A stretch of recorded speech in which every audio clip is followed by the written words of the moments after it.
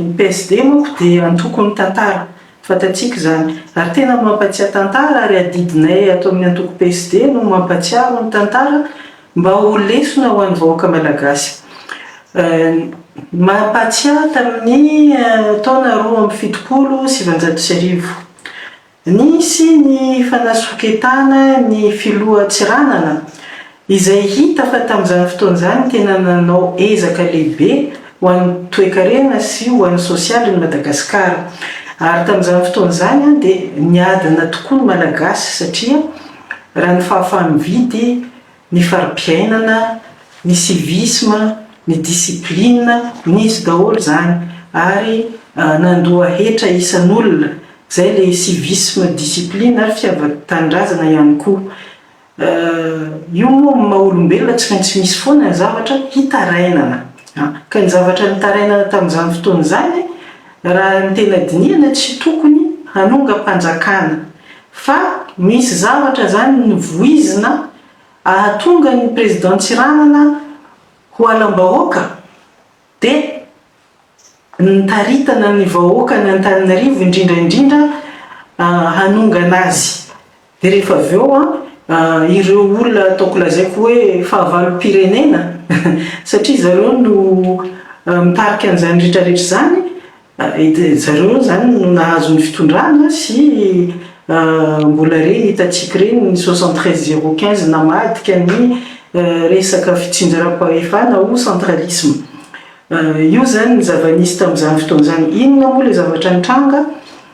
Président Tsiranana zay nanao zavatra betsaka teto Antananarivo.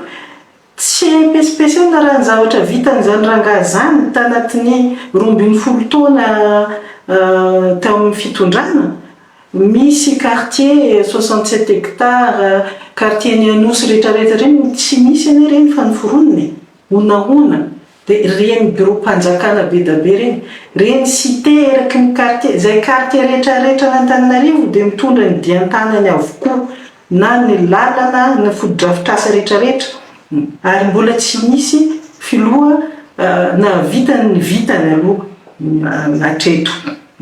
Dia zany filoha zany no soketaina lazaina fa manao fanavakavahana ara-poko tsy tia merina ary devoly liandra hanao tsakitsaky ny zanak'Antananarivo. Zany ane amin'ny fotoana mafana tafiditra fa raha ohatra ka eritreretina tsara amin'ny zavatra rehetra nataony tanatin'ny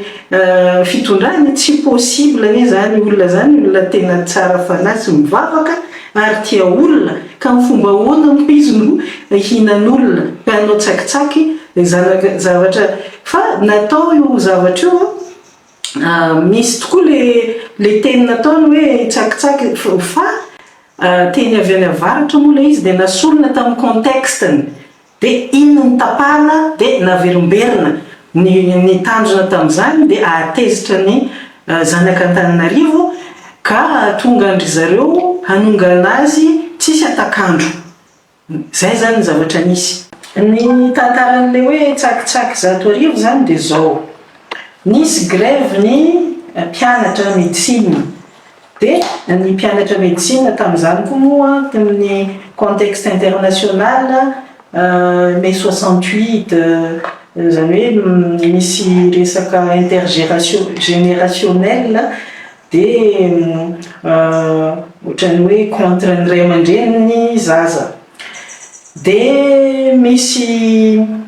grève zany efa tsy matahotra miaramila zany le mpianatra fa mandeha any amin'ny place ny 13 mai dia zareo mihitsy no le miaramila zany amin'ny voalohany tsy mihetsika fa zareo mitoraka miaramila. Dia nananatra zany président Tsiranana fa izy moa tanantareo le miteny tsy mihety hoare zaza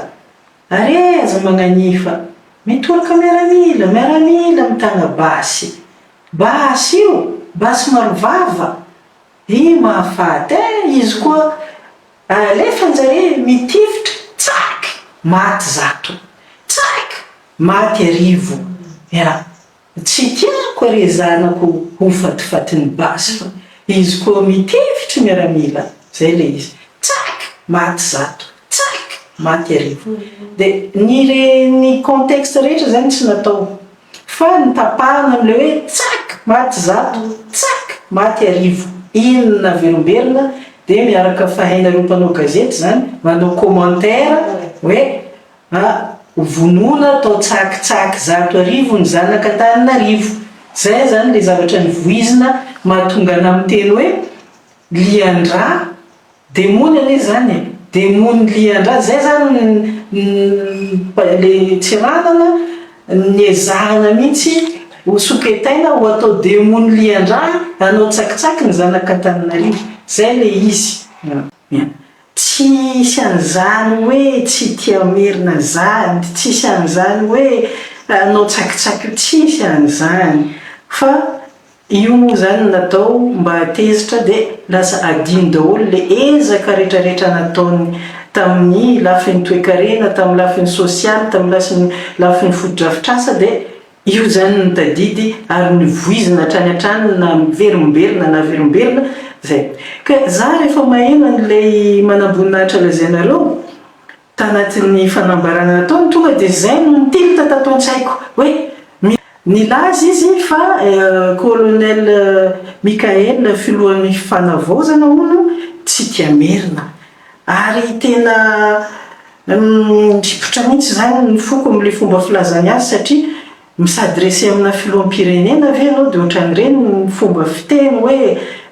fa iza moa ianao no zao ianao. Azafady fa tena choqué zany le zavatra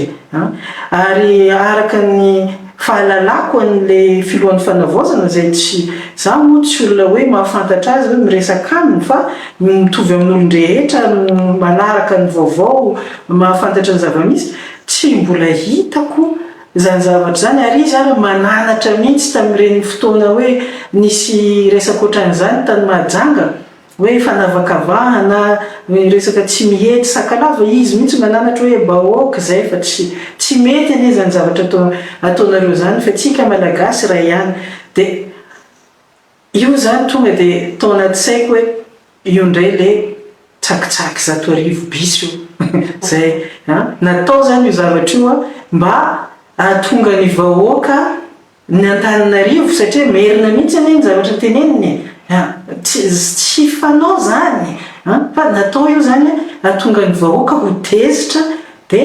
ohatrany hoe manosika an'ilay vahoaka anao fanonganana zany ny fahitako an'ilay engany ho diso fa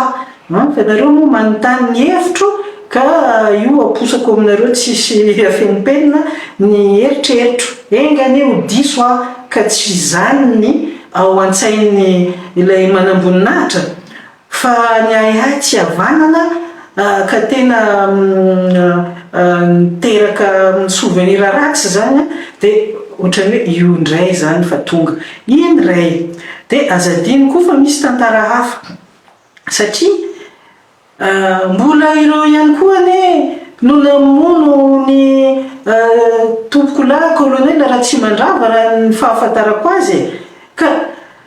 io zany rehefa tsy azo amin'ny populaire le olona tia-bahoaka tsy ho azo mihitsy amin'ny zavatra ohatran'izany dia andray zany no amaharana ka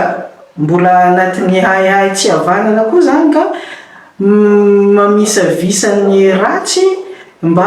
hatongavana amin'ny tsara. Eto akory tsy hoe manao accusation sanatria fa mahatsiaro ny tantara tsy fanadino ary ny tantara miverimberina ka mandefa hafatra andeha amin'ny vahoaka mba tsy mora adalain'ny olona mba hieritreritra alohan'ny manao zavatra satria tsika manko olona ny fo kitikitiana dia mitsambotra zay zany tsika malagasy ohatran'izay ka tsika aza misambotra mieritrereta tsara satria za mahita fa misy ezaka ataon'ilay fanavaozana tanatin'ny 40 taona ny zavatra tsy manjary no hitantsika teto anefa n'le manam-boninahitra io tsy hitako ny teny raha tsy efa nisy zavatra hoe nahazoazo hoe fanalana amin'ny asa na zavatra ohatran'izany ka anatin'ny 5 volana ve izy vao miteny hoe za monsieur propre faran'izay madio tsy mahatanty kolikoly tsy mahatanty maloto nefa nahatanty tanatin'ny 12 taona ka mba alao balancena ihany ny zavatra rehetra aza mora isika adalain'ny olona entin'ny olona manao zavatra violent ny herisetra sy ny sisa ohatran'izany fa alao mieritreritra tsara fa tantaran'i Madagasikara aty alao tsy averina à 0 foana départ à 0 foana tsika zao raha tahian'Andriamanitra afaka rotonany dia efa miaina ao anatina lalam-panorenana vaovao izay io tsisy adievitra io fa na iodika-vy na iodika-vanana tsy maintsy lalam-panorenana izay basé amin'ny fitsinjaram-pahefana zay no kely indrindra fa mety koa io ho any amin'ny fédéralisme ka ny zavatra hitako efa makany zany ny sain'ny olona satria efa hita maso fa tsy naomby sy tsy nahavitan'ny mission ny fanjakana amin'izao lalam-panorenana misy zao ka efa tena mieritreritra mihitsy ny vahoaka hoe rehefa fandrindrana tsy mety tsy nahavitana ny adidy dia alao ovana ilay fandrindrana ka fahitako ny olona te anakana an'izy io zany dia mbola tsy maty voalavo-ankibo amin'ilay fanaovana capture d'état